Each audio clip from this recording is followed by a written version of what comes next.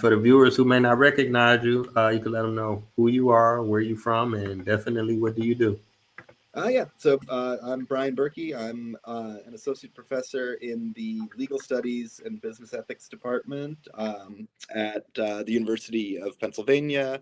My background is in philosophy, so I did a PhD in philosophy before taking this job in a business school. And my research is in kind of various areas of moral and political philosophy. So I've written about the ethics of sweatshops and exploitation, effective altruism, climate justice, our obligations to the global poor, and some other issues in ethics and political philosophy more broadly.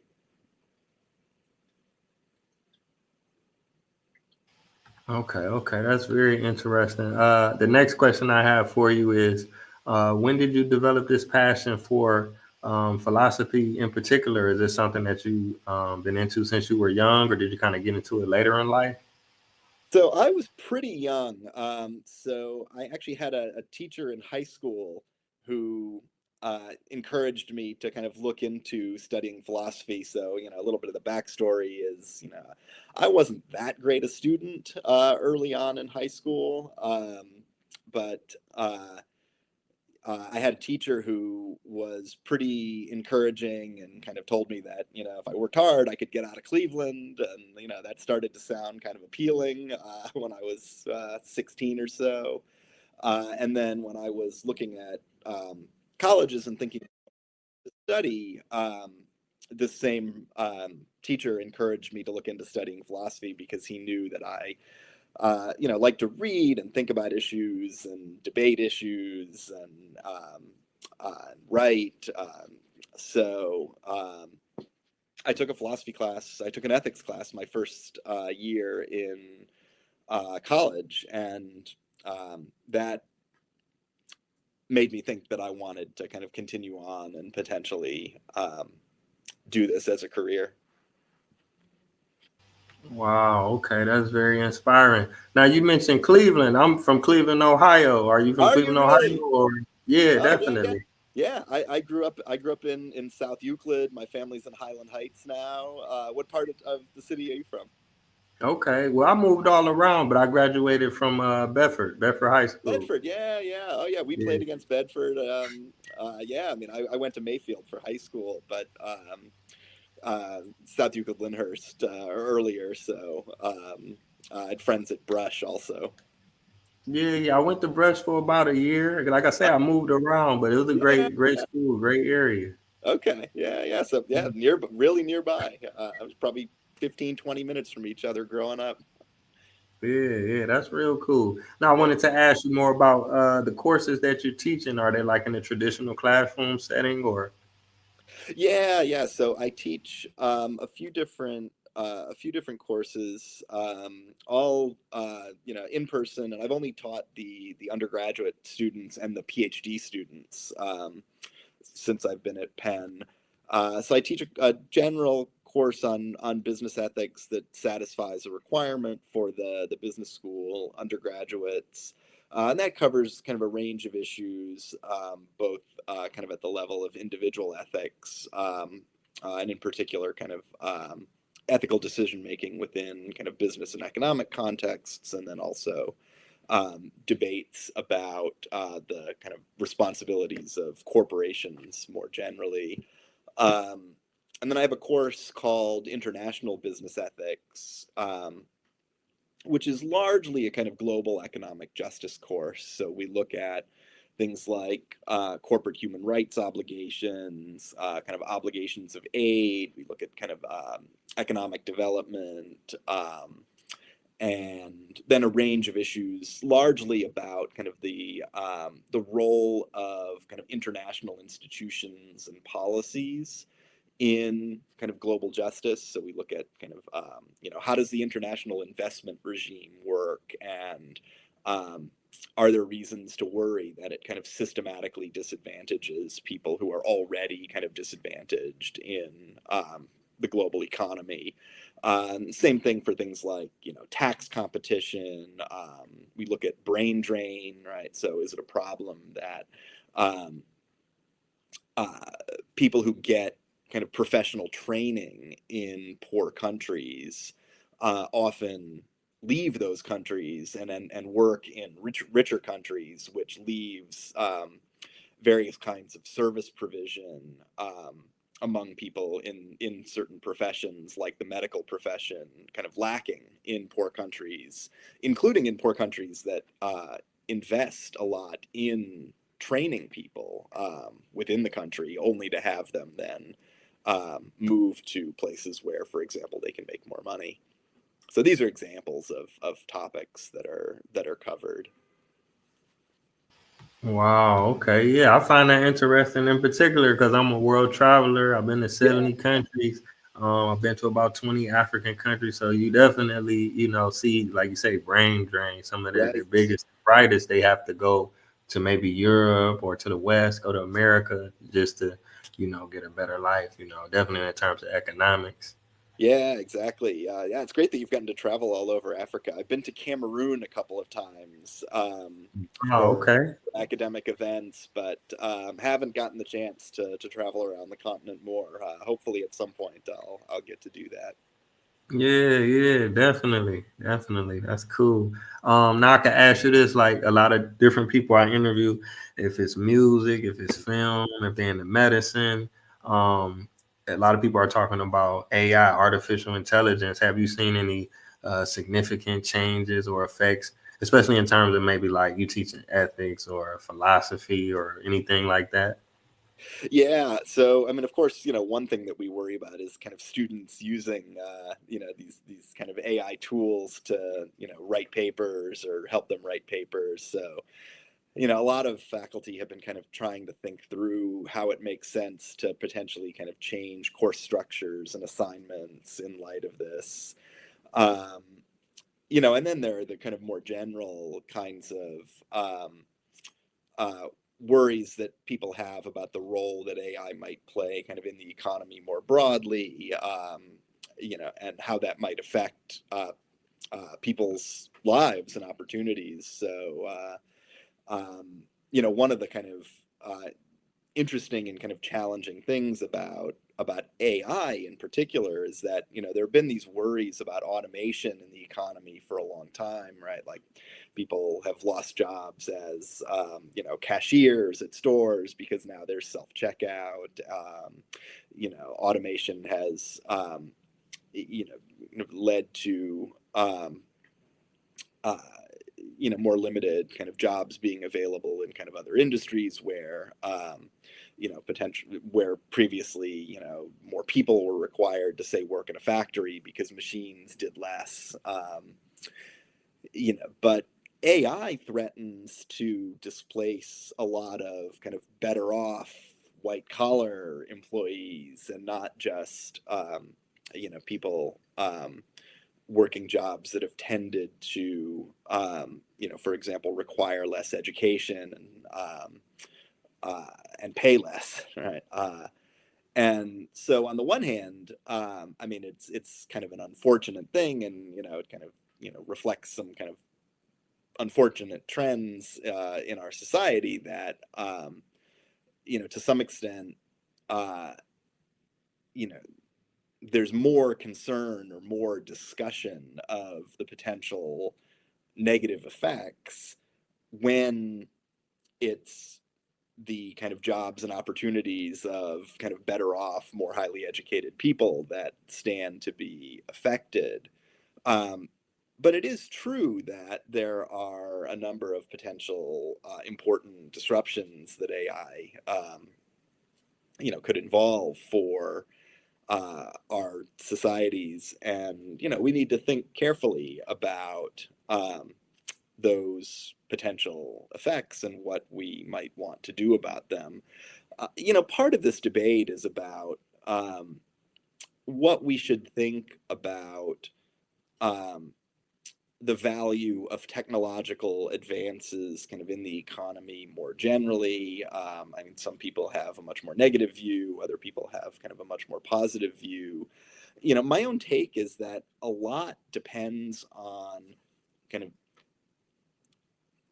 ways that we react through policy and social norms that are not kind of directly about the technology, but that are kind of questions that arise for us in light of the availability of new technologies. So, one kind of obvious example is, um, with automation and AI potentially being able to replace work that had previously been done by human beings, right?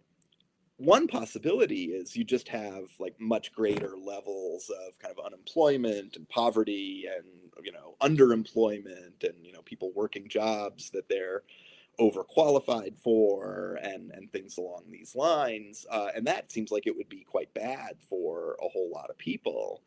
um, if we kind of hold everything else fixed in the economy, it seems like that is, one reasonably likely result of these kinds of technological advances. Um, but on the other hand, we could do some pretty radical and interesting things that could actually improve people's lives quite a bit. So, for example, we could reduce the working day, right? We could make the working day 5 or 6 hours instead of 8 or 9 or 10 hours, right? Everybody could work 30 hours a week. Um, and we could use the new technology to free up more time for people to do other things that they're more interested in, that they find more fulfilling, and so on. And that would kind of leave job opportunities open for a lot more people, right? Because, for example, instead of one person working 60 hours a week, you might have two people working 30 hours a week instead. Um, Another option is something like a universal basic income, where we use a portion of the kind of economic um, output that technology helps to generate to provide everyone with a kind of basic income that even if it's not enough to kind of live on without supplementing it with work, could allow a lot of people to kind of choose to say work part-time, right, rather than working full-time. And this connects up with the shortening the working day, but it could be kind of by choice, right? Rather than a kind of universal, okay, now the working day regulations require that a standard work week is 30 hours. We could just have a situation where if some people care about earning a lot more money, then they can work 50 or 60 hours a week. But people who are happy to live on the basic income plus the income from part-time work could do that instead, right? So with these kinds of policies, my own view is, technological development could be quite a good thing, right? It could allow us to improve our lives in a lot of important ways, including by just working less. So I'm, in that sense, kind of optimistic about the prospects for AI and other technologies to improve our lives. But we have to make different policy choices, right? We have to kind of organize our economic lives in a way that's different than how we currently do. Okay, okay. Yeah, that definitely makes a lot of sense. Now I can ask you about this. You had mentioned obligations to global poor. What exactly is that about? Yeah, so I mean, this is kind of the issue that got me really interested in philosophy when I was 18. So there's kind of a famous paper from back in the early 70s by a philosopher named Peter Singer, where he argues that um, there's no fundamental morally relevant difference between our obligations in cases in which we can save somebody's life who's kind of right in front of us and needs our help, and cases in which we can save people's lives who happen to be kind of, for example, on the other side of the world by, say, donating money to charitable organizations that engage in effective life-saving efforts.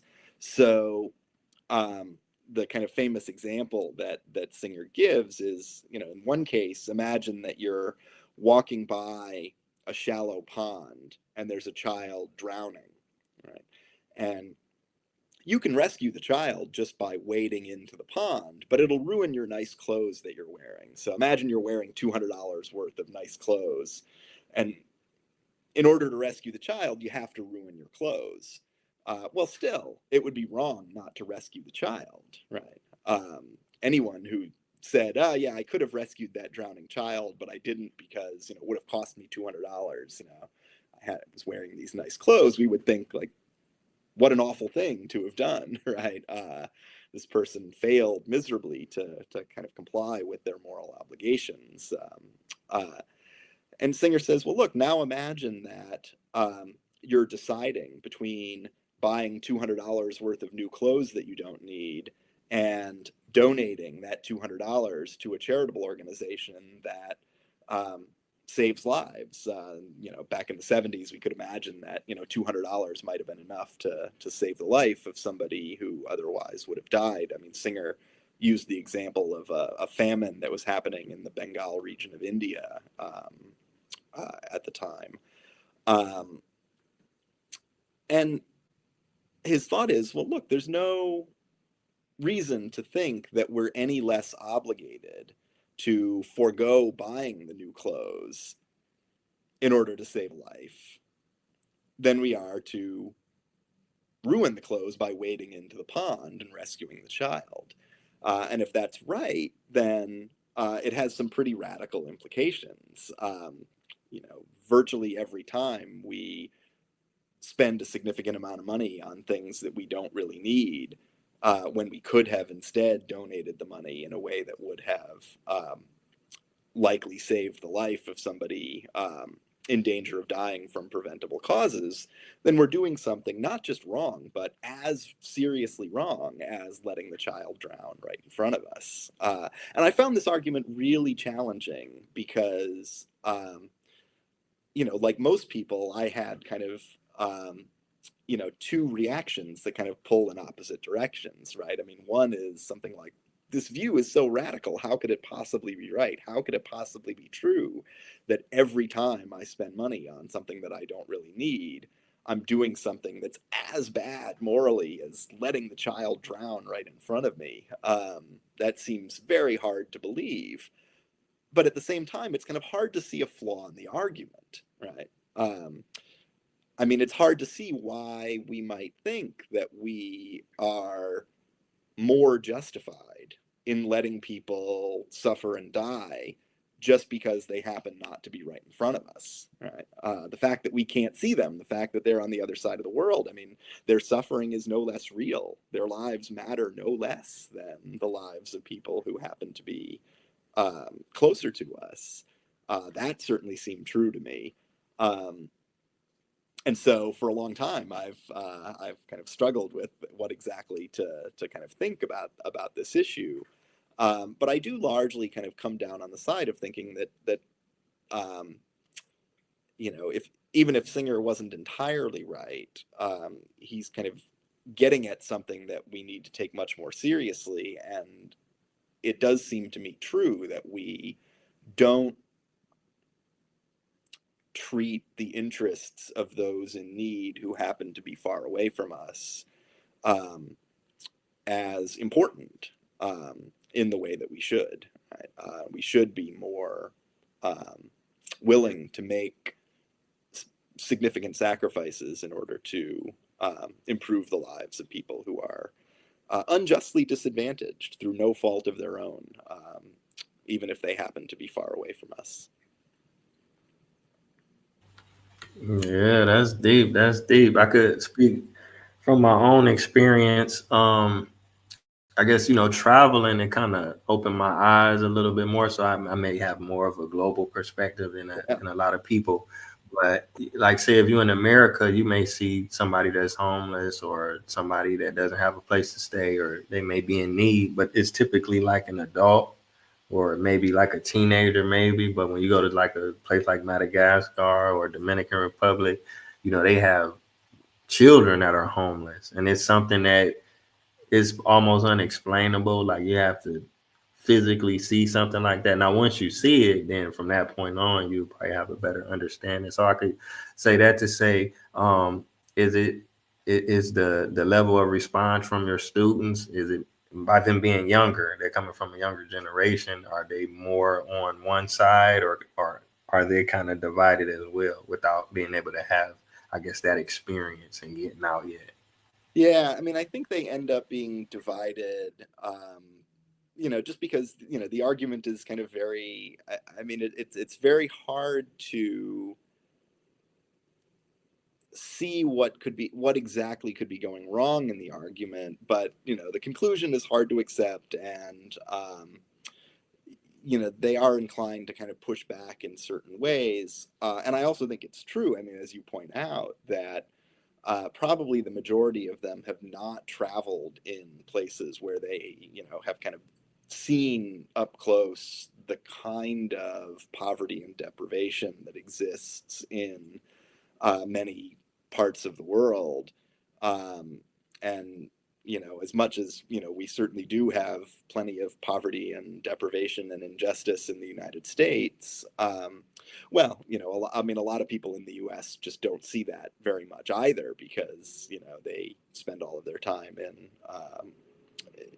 in wealthier parts of the country, and their social circles are kind of narrower than the population of the country as a whole, not necessarily reflective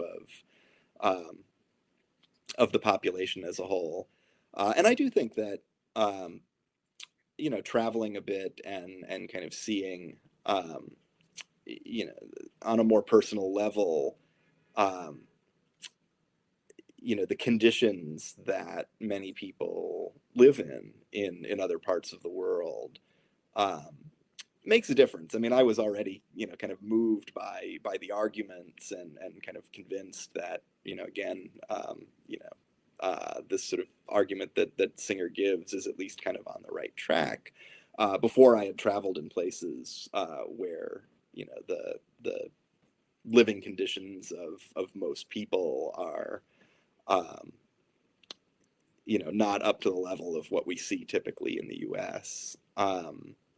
But it definitely makes an impression when you kind of spend time in a place, where that kind of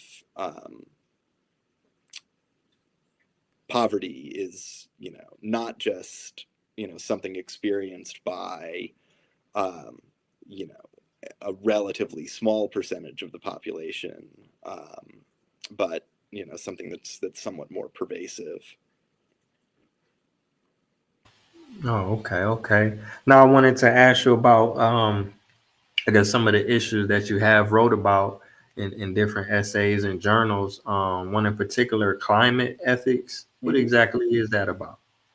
Yeah, so I mean, there are different kind of levels at which questions about kind of ethics and climate change arise. So, um, we can ask, for example, questions at the level of kind of individual behavior, right?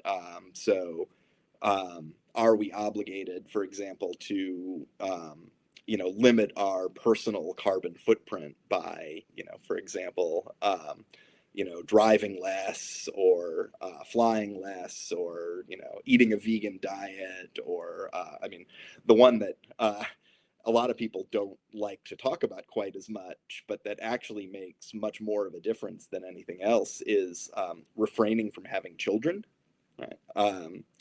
So, um, unsurprisingly, if you kind of think about it, um, for somebody, living a middle class life or an upper middle class life in a wealthy country, um, bringing a new person into existence who will live that same kind of lifestyle, uh, actually increases emissions more than anything else that an individual can do, right? So, um, you say you travel a lot, I travel a lot too, and people will sometimes kind of ask me, you know, whether I think I can justify, you know, flying to Europe every year, as I do for the summer. And I think the honest answer is maybe not, right? I mean, it might be wrong to fly as much as I do. But another thing that I will always point out to people is, even as much as I fly, right? My contribution to global emissions is going to be lower than that of any middle class American who has even one child, right? Because I don't have children and I'm not planning on having children, and so, um, it's important in thinking about, um, these kind of individual level questions to recognize all of the different ways in which we, contribute um, to global emissions, right? Another one that people don't like to talk about as much as, for example, flying or even driving, is, eating a vegan diet, right? So that's another thing that, at least over the course of one's lifetime, that we can all do, that reduces our, contribution to global emissions quite a bit. And that's, of course, because, animal agriculture is one of the biggest drivers of emissions. And it's not just meat production; it's dairy also, right? Cows produce a lot of methane, and the dairy industry, is really bad for climate change. And so using oat milk or soy milk is quite a bit better, climate wise. In addition, of course, to being much better for animal welfare, which is another issue that I've also written about. So that's the kind of individual level. But of course, we can also ask policy level questions about, what we ought to be doing, in response to the threat of climate change. So there, the debates are about things like, should we have a carbon tax or a cap and trade system? How should emissions rights be distributed across countries or across individuals? What are the obligations of corporations when it comes to reducing, their contributions to global emissions? What sort of regulations ought to be adopted, that apply to business activity? So there are a range of questions. I've written about some of them, and I've also done some kind of more theoretical work about kind of how exactly we should understand our obligations to future generations, because, if we think that we have, obligations to mitigate the climate threat, presumably that's largely because we owe it to future generations in some sense or other to take those steps. And there are a lot of interesting and difficult philosophical questions about how to understand, the nature and the kind of explanation of our obligations to future generations. Right? How can we owe it to people who don't yet exist to act in one way rather than another, especially given that how we act impacts not only what life will be like for people in the future, but impacts which people will come into existence in the future. Right? So there are no kind of determinate people necessarily, to whom the obligations are owed, and that raises some interesting philosophical puzzles. Wow. Okay. I never knew about the thing you said, not having children, and Yeah, yeah. how it affects the energy and the carbon footprint and things like that. I'm guilty of flying a lot. I try to figure out ways to give back. I don't know if it's relevant or not, but I started like a urban garden. Does that something like Ah, that help the climate? People, because in Cleveland, you're from Cleveland, so I can tell yeah, you, we have a lot of abandoned houses, and right. what they'll do is they'll knock them down, and they turn into these vacant lots. People throw weapons and drugs and everything else in there. So I bought like three of them. I cleaned them out, cut the Oh yeah. grass, and plant fruits and vegetables. We got a beehive. We bring the children Oh yeah. out. We show them. It's like a community thing, but I feel as though that's it may not be as significant of not having a child, but I'm doing something, you know. Oh I yeah, don't. yeah, that's great. I mean, land use makes a difference, and certainly, producing food locally that's consumed locally makes a difference. So yeah, I mean that's a great thing to be doing, and good for the community more generally. I mean, even independent of the climate impacts. So yeah, that sounds great. Yeah, yeah. So we're about 30 minutes in. I wanted to just ask you maybe one more question. With all of the research that you're doing, the writing, the teaching, have you ever thought about putting out a book or even maybe a documentary about, some of the subjects that you've um, been covering?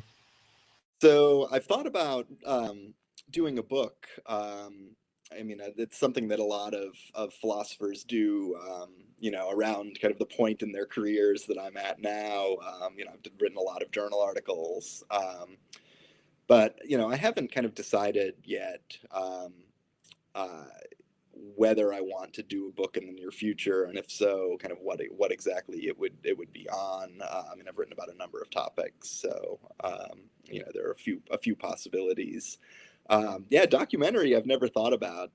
That's a little bit more kind of outside what we normally do in academia. But I enjoy doing this kind of stuff. I mean, I've done a few of these podcast interviews, and I mean, I'm always happy to kind of chat with people who are doing things like this, who are interested. So I'd certainly be happy to participate in something like that. I mean, uh, you know, there's not going to be a documentary just about me and my, I mean, I'm not important enough for that, but I can imagine there being something that's about like a topic or a set of issues that maybe I could contribute to along with some other people. I think that's kind of an interesting thought for kind of a little bit different academic sort of project or way of kind of getting ideas out there. So yeah, that's interesting. Okay, okay. So I want to thank you again. I really appreciate you stopping by. And I apologize again for the mix up. No, I no really worries. enjoyed the information that you shared. It's thought provoking, and I'm still processing a lot of it, and I'm sure the viewers are as well. Yeah, thanks so much for having me. Yeah, I really appreciate it. Yeah, yeah, definitely.